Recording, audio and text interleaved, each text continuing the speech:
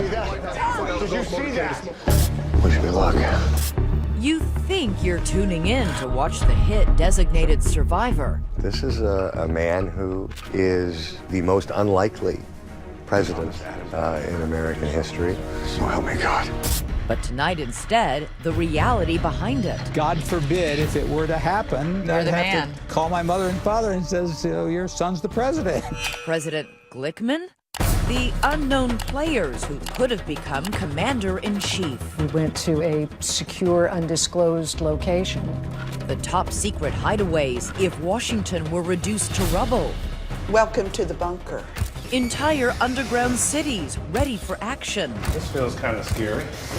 And the one time in American history when no one knew who was in charge. He was wounded. President Reagan wounded in surgery.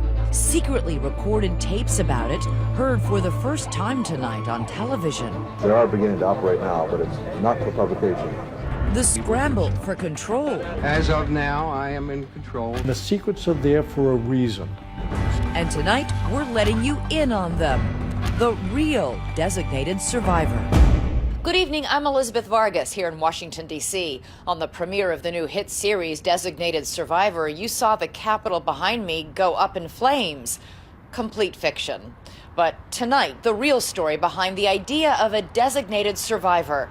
The history, the secrets, the close calls, and what it's like to play the president. The President of the United States! Every year they gather in one room. The president, vice president, both houses of Congress, the Supreme Court, all our nation's leaders for the State of the Union. There is no greater display of America's democracy, and there is no greater target for terrorists. That's why, since the Cold War, a cabinet member is selected to remain out of the room, the designated survivor. A fact that did not go unnoticed by Hollywood scriptwriters. It's amazing somebody hasn't thought of this idea before. No, and I agree, because it's so obvious. Let's roll sound. Kiefer Sutherland might not be the obvious choice for the role of President Tom Kirkman. Audiences remember him best as the high-octane action hero Jack Bauer from the mega hit 24. You better put that down. Now Sutherland has ditched the automatic weapons and C4 explosives for a character who navigates crises with chutzpah, humor, and humanity. Much of it conveyed in that trademark intense whisper. There is nothing more dangerous than a pawn that thinks it's a queen. Jack Bauer was such an isolated character dealing with the worst of the worst. This is very different. Did you see that? When it actually happens, Yes, sir. I think he goes into shock. I'll let him know. It was the one thing that I wanted to play in the car when I'm being taken to the White House with my wife. In your jeans and hoodie? But I think he's in shock. Sir, you are now the President of the United States. How much research did you do for this? Absolutely none. I don't believe in research at all. I'm kidding. No, I'm kidding. I'm kidding. Like, wow. You know, I'm a history buff. Sutherland modeled his character on another wartime president, Franklin Delano Roosevelt. The only thing we have to fear is fear itself. How do you inhabit a character who's suddenly thrust into the most powerful position on Earth? You use your imagination. I consider myself a physical actor, so wardrobe matters a lot, surroundings matter a lot. They seem to inform behavior for me. Scrambled eggs. Sutherland says the show works because it's not just a political drama. It is also an intensely personal one. So we have a family drama. What happens to the family not just overnight you that thrust into. Yeah, a choice I've made has completely changed the life of my family. And then there's the thriller part of the story, which is very much 3 Days of the Condors. What if this bomb wasn't meant to explode? What if they wanted us to find it? Who's responsible for this? President Kirkman has been confronted by enemies domestic as well as foreign, from the treasonous governor of Michigan With all due respect, sir, I am the president. Not mine. to his disloyal congressional counterpart, played with Machiavellian flair by Virginia Madsen. Earlier you said that you didn't want this job. Was that the truth? Yes. For now. Kirkman also faces an inquisitive press. In episode 3, I played myself. We have sources who are telling us President Richmond fired you from his cabinet on the day of the attack in the Capitol. Mr. President, were you fired? Sir? I'm sorry, can you excuse me for 1 second? Of course. Thank you. As his character rises to the challenges, Sutherland's job is to convey Kirkman's transformation from the wonky, bespectacled HUD secretary Mr. President, your glasses. They're not very presidential, sir. Right. to a commander-in-chief ready and willing to use the immense powers of his office. James Royce, I am placing you under arrest for treason against the United States of America. What does that do to a human being? What does that do to his family? What does it do to a human being? Does it change him? Does power I think change? it has to. I think it's impossible not to. Power changes you. Do I believe it has to always corrupt? No, I don't. I think you'd be very naive to think that that doesn't have cause and effect. The show strives for accuracy and credibility. Rich Klein, a former presidential speechwriter, now producer and consultant, helps make the make-believe as realistic as possible. The Oval Office is set to scale. From conception to construction, it mirrors the real-life room. Even the adjacent Rose Garden is brought to life.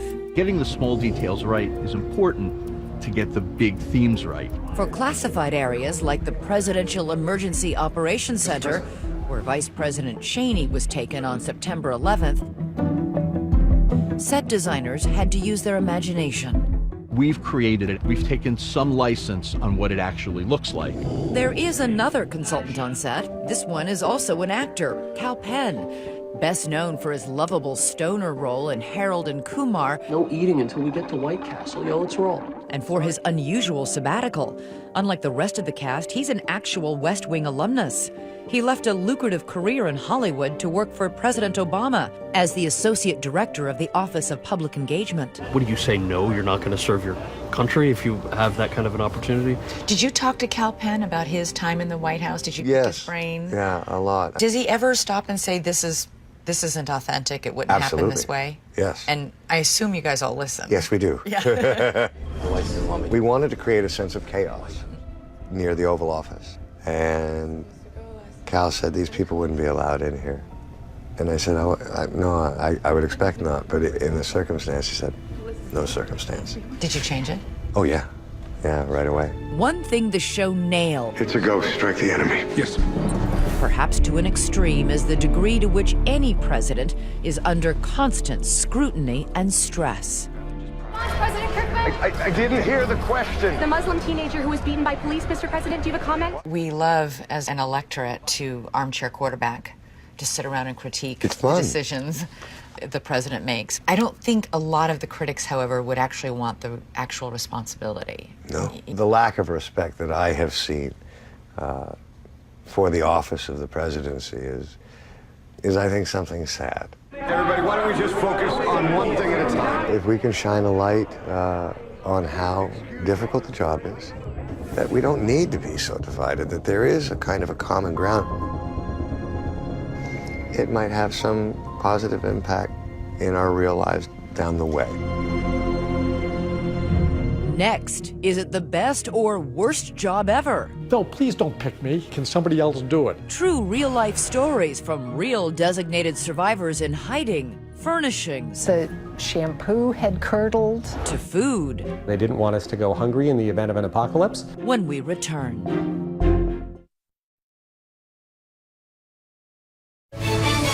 We continue with the real designated survivor. There are times when we make history, and there are times when history makes us. So what is it like to be that mysteriously missing cabinet member? We welcome you as we gather with Each year, their strategic absence from the State of the Union is announced on air. This year, it is Anthony Fox. Secretary of Interior Ken Salazar. That is HUD Secretary Sean Donovan. In, of course, 1997, tonight's designated survivor was you. That's correct. Dan Glickman. He is neither a name nor a face you would easily recognize. Just ask this child, given the task of introducing him at an event. Secretary of Mr. Dan Glickman. And yet, had things gone horribly wrong on the evening of February 4th, 1997, today we might be teaching school kids about the fortitude and wisdom of President Glickman. The Secret Service called and said they wanted to come over and talk to me. It was the start of Bill Clinton's second term, his first State of the Union since re-election. The President of the United States. In that more relaxed, bygone era before the September 11th attacks. This year it is the Agriculture Secretary, Dan Glickman. I got the feeling they went with the very important departments, like the Agriculture Department. And You're being facetious, but were you a tad insulted? No, because I figured that it would be a nice thing to put on my resume, and God forbid if it were to happen, you know, I mean, I'd have to call my mother and father and says, you know, your son's the president. So I didn't have a lot of preparation for it. I had very little background as to what would happen. They didn't give you briefing books? They didn't No. give you a national security briefing, let you know?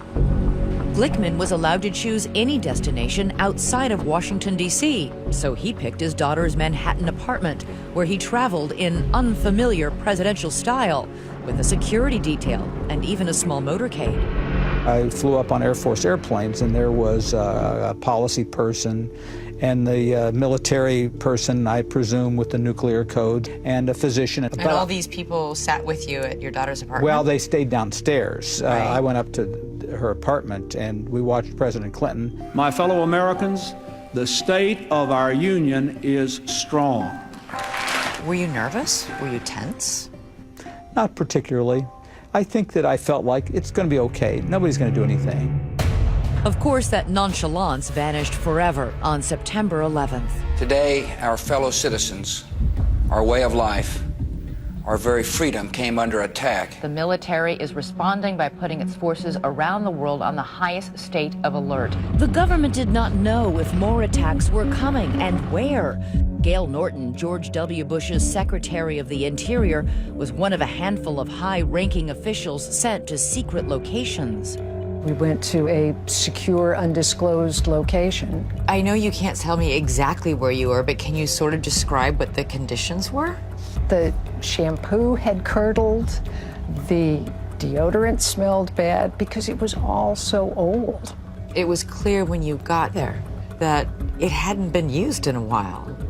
It had not been used. 4 months later, she was pressed into duty as the first State of the Union designated survivor after 9/11. As we gather tonight, our nation is at war, our economy is in recession, and the civilized world faces unprecedented dangers. Because we had seen what happened with 9/11, it was much more a real concern than it had ever been before. People took it more seriously. There's always that nagging doubt in the back of your mind saying, but gosh, maybe something could happen. Norton even prepared her possible speech to the American people. I didn't write anything on paper, but I certainly thought about it. At least along with the stress, apparently there are some perks. According to 2004 designated staffer Alex Vogel, yes, there are staffers in those bunkers too. It was the top-notch cuisine. I was pleasantly surprised that we were very well fed. I think we had steak and lobster and red wine, which was great. They didn't want us to go hungry in the event of an apocalypse, which was somewhat reassuring. But that said, Andrew Card, Chief of Staff for President Bush, says cabinet members weren't exactly clamoring for the job of designated survivor, preferring the airtime and access at the State of the Union. We had people here as early as 8:15 this morning staking out seats on the aisle. There were funny stories about, no, please don't pick me. It's not my turn. Can somebody else do it? Did your daughter, I mean, she obviously knew you were the designated survivor. Was she aware of... She called every one of her friends. She did? Yeah, I told her. As for developing an agenda for a sudden presidency, fortunately, none of the designated survivors thus far have had to worry much about that. In fact, Dan Glickman spent more time that night worrying how to get home. I remember one of the agents called me. They said, Mr. Glickman, the mission is terminated. Then I said, well, why don't you all go home because I'll take my daughter to dinner. And we get out of the restaurant and there's a giant sleet storm and we couldn't get a cab. For an instant, the hand of history had raised him from relative anonymity to the cusp of greatness, and then gently but firmly put him back down. We waited and waited and waited, and we walked 10 blocks in the rain and the sleet back to her apartment. And 3 hours before, I was probably the most powerful man on the face of the earth, and I couldn't even get a cab. It's a great story about life, to be honest with you. You can fall just as fast as you go up. Next. This feels kind of scary. It is scary. Huge underground cities ready to house governments. Officials taken there in blindfolds. Kind of right out of the movies. And now we're taking you inside. Welcome to the bunker. When we return.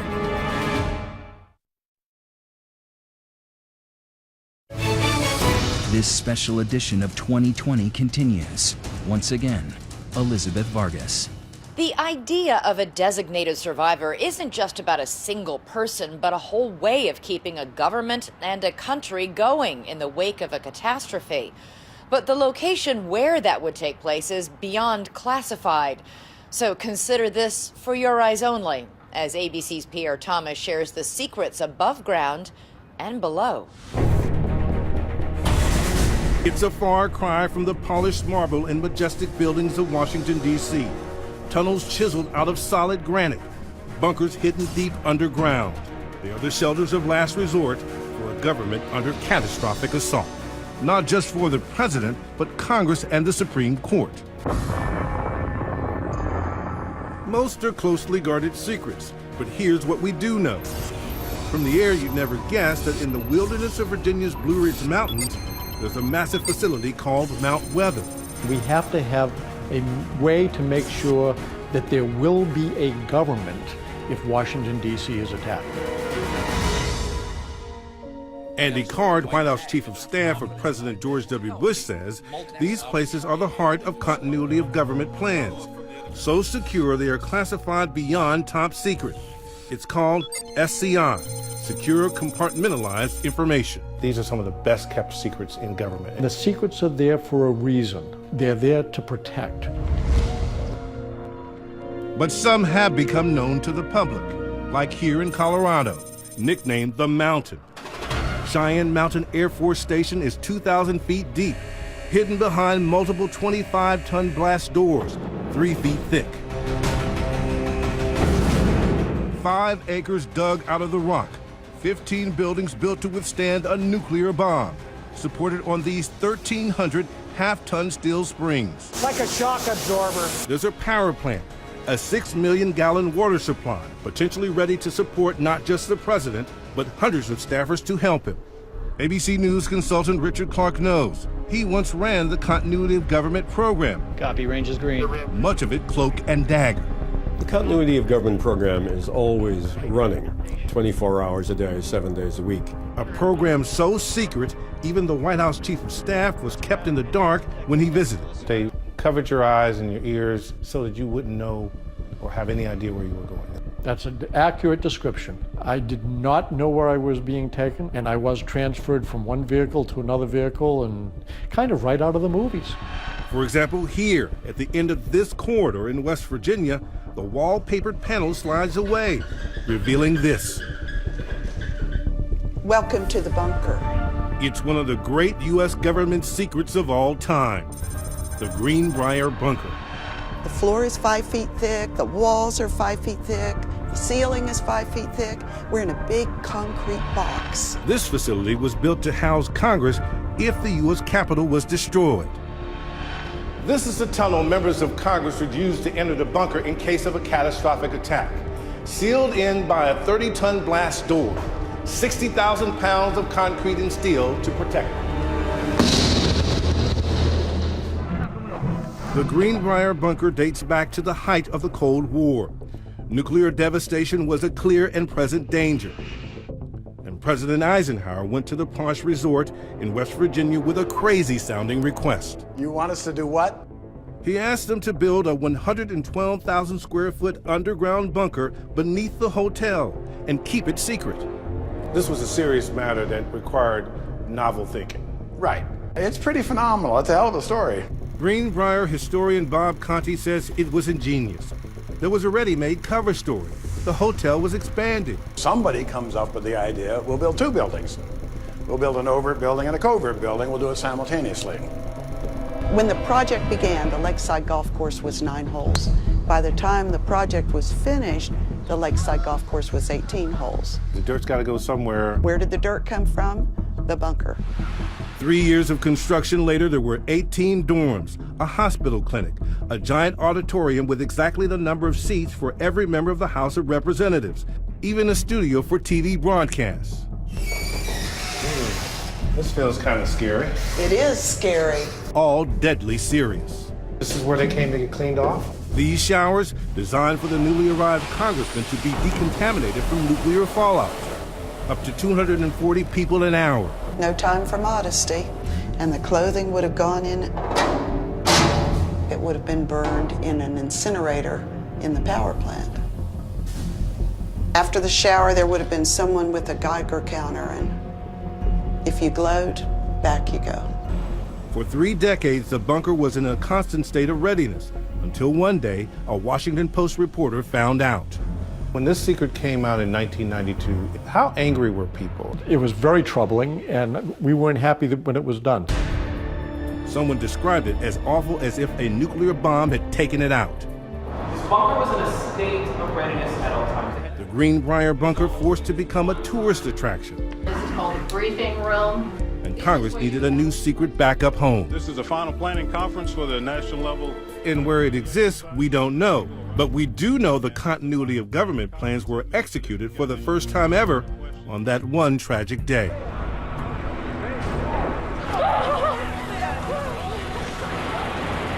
On 9/11, things did not go exactly according to plan.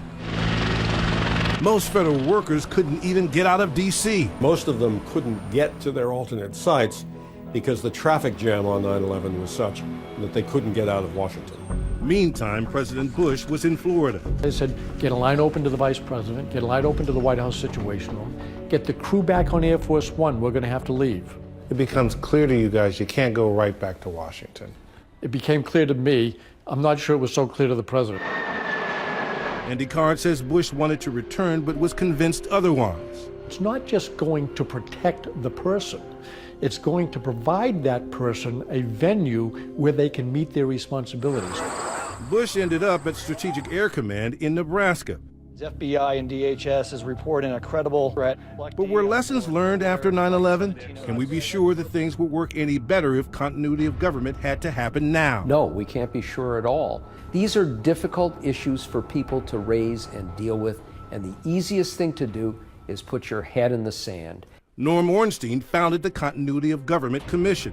He says since 9/11, no significant steps have been taken to address the problem. We have no plan in place if the Supreme Court or Congress are wiped out or decimated in any significant way.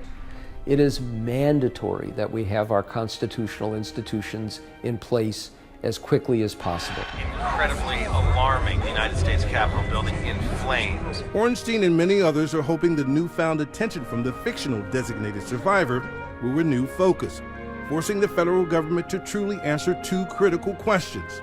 What if, and are we truly prepared? Next, the day President Reagan was shot. The country kept in the dark. He was wounded. God. But for the first time on TV, secret recordings of the scramble for control. Who's running the government right now? When we return.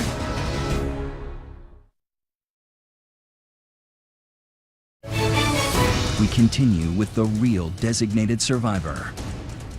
Now a day in the life of a country that had no leader. Not a foreign country, but the United States of America. In those frantic hours after we saw President Reagan gunned down in 1981. But what we didn't see was the chaos going on, the competing claims of who was next in command. Martha Raddatz has the incredible story that very few people ever knew. March 30th, 1981 started off as an ordinary Monday for the newly elected Republican president. Welcome the 40th President of the United States, Ronald Wilson Reagan. Mr. President. Reagan gave a speech before the AFL-CIO at the sprawling Washington Hilton Hotel. When the president was in public, I made it my job to always be there, where the body was. ABC News White House correspondent Sam Donaldson. The term is often, in my day, called the body watch. At 2:27, a small group of press and onlookers were gathered outside the hotel. Right here was a rope line. Okay. And it kept everyone back. Del Wilbur is author of Rawhide Down, a book chronicling that fateful day. Rawhide was the code name given to Reagan by the Secret Service. The limousine was 15 feet away this direction. And he came out, he was waving, he was smiling. I began to ask him a question. The president began to turn when... There. The president was being pushed into his car, and obviously I wanted to see if I saw any evidence that he'd been hit, and I did not see any. 6 shots fired, 3 men down. The Secret Service swarmed the shooter. Unbeknownst to anyone, the 6th bullet had ricocheted off the limo door and struck the president. Reagan's complaining of pain in his back. He doesn't even know he's been shot yet. I think I hurt my rib or something. The press, including ABC's Frank Reynolds, also believed that Reagan was unharmed. The president was not hit. He was pushed into his limousine and immediately taken away to safety. But in the limo, his lead agent could tell something was wrong and secretly diverted the motorcade to George Washington Hospital as the president's closest advisors huddled in the Situation Room at the White House. 15:24 in the afternoon. This inner sanctum, typically eyes and ears only, but National Security Advisor Richard Allen broke protocol that day, making a split-second decision to record the proceedings with this device. God, what a tragedy. Heard here for the first time on television. We'll decide here what the hell we're doing. And that's the best way. Did anybody notice you were recording? Did anybody care? Nobody objected. I was running the meeting. My tape recorder, my table, my chairs, my rules. In the Situation Room, we hear discussions centered around the motives of the shooter.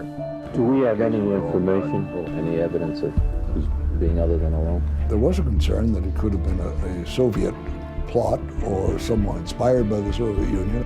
Within the hour, the Secret Service identified the gunman as John Hinckley Jr. The spokesman said he appeared to have acted alone. But a crucial fact had still not been revealed publicly, that Reagan, in fact, had been hit. A bullet was lodged in his left lung, and doctors were preparing him for surgery.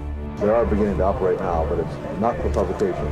The public still believed that Reagan was awake and unharmed. Reagan was not hit. He was bounced around as the Secret Service agents flung him into the car. Is it right, do you think, to have kept the secrets that were kept at the time? Yes. And why? You had to be absolutely certain of your facts. I wouldn't want to be the one to communicate to the American public the niceties of an operation on Ronald Reagan's lung and heart. I think the right thing was done. I can confirm that the president has been shot once. When the news of the severity of Reagan's injuries finally broke, nearly 45 minutes after the shooting, it took even veteran newsmen by surprise. He was not wounded. He was wounded. God. Now the advisors were faced with a dilemma. Who would run the country while the president was under anesthesia? One of the most consequential conversations in U.S. presidential history. Do we invoke the 25th Amendment or not? The 25th Amendment of the Constitution allows for the temporary transfer of power from the president to the vice president in a time of crisis. They desperately don't want to do this for political reasons. At that very moment, Vice President George H.W. Bush was flying back to Washington from Texas. Did you get to George? No. Complicating matters, there was no secure phone line between the White House and Air Force Two. Is there any faster way to get him back? How do we alert him? And the Russians are going to listen to everything we have to say anyway. And so they're like, we're going to keep it quiet. We're not going to do anything. For almost 5 hours, the country would have no functioning commander-in-chief. When the White House press corps learned the president was in surgery, the question on everyone's lips: Who's running the government right now?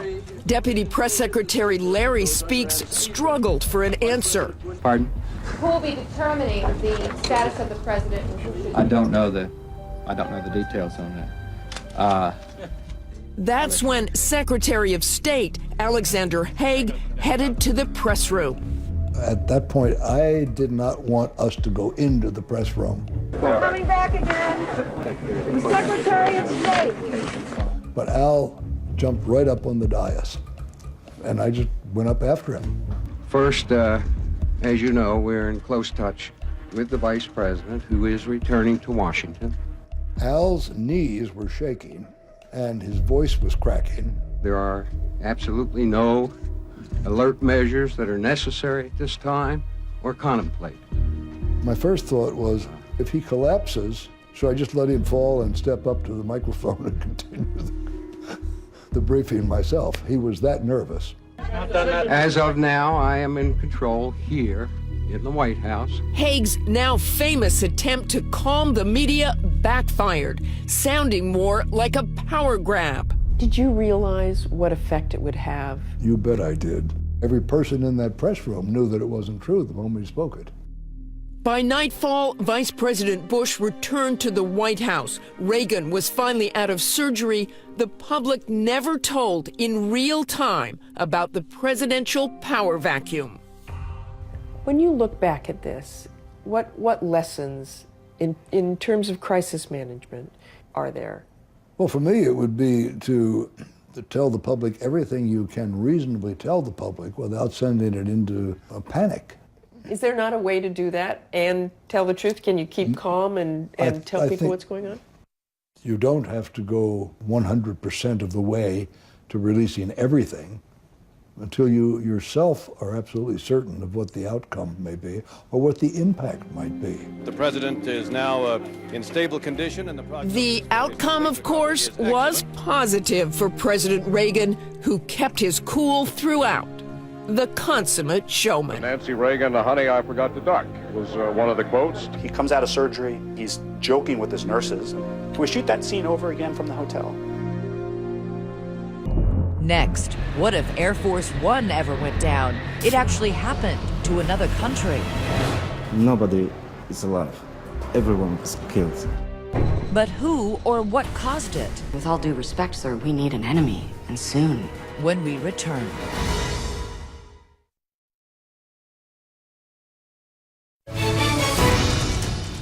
While a true designated survivor disaster has never happened here in America, it has happened elsewhere just a few years ago. Much of Poland's entire government was wiped out in a plane crash. So how did that country survive? And the controversy that lasts to this day.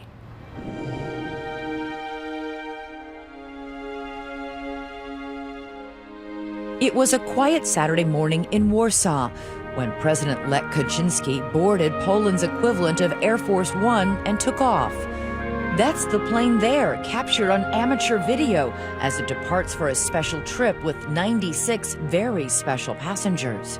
It has the president, it has what we would call the Joint Chiefs of Staff, it has several secretaries from cabinet members. Well, I knew 80% of the people on board. They were leaving Warsaw. They took off to fly into Russia to a little place called Smolensk. It's a trip important politically and emotionally to the nearby site of the notorious Katyn massacre. 22,000 Polish officers slaughtered by the Soviet army during World War II. And they were going there to commemorate this very black event that hangs heavy within the Polish psyche. Dense fog near the airstrip endangers the flight. The ceilings were so low, the visibility was so low, it made it almost impossible for this airplane to land. But in the end, the pilots allowed the plane to go too low and they hit a tree.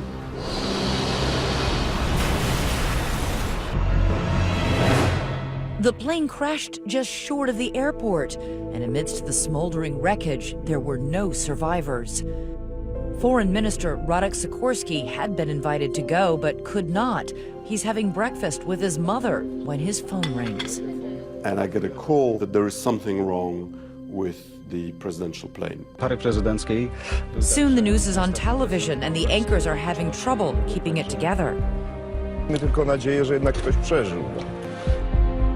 Deputy Speaker of the House, Jerzy Smoczynski, was on the plane. His wife, Małgorzata, finds out he's dead from those television reports. It's unimaginable shock.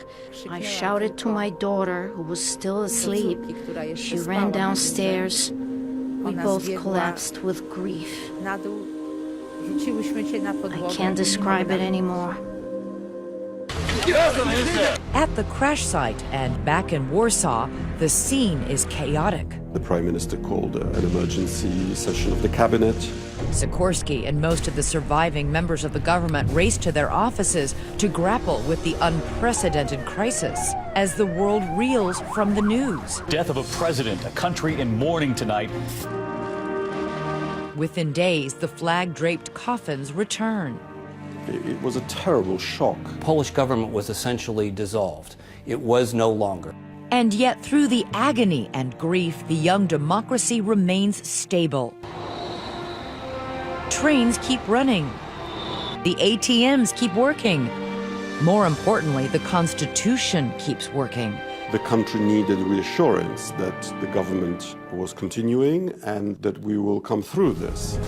The line of succession is clear and unbroken.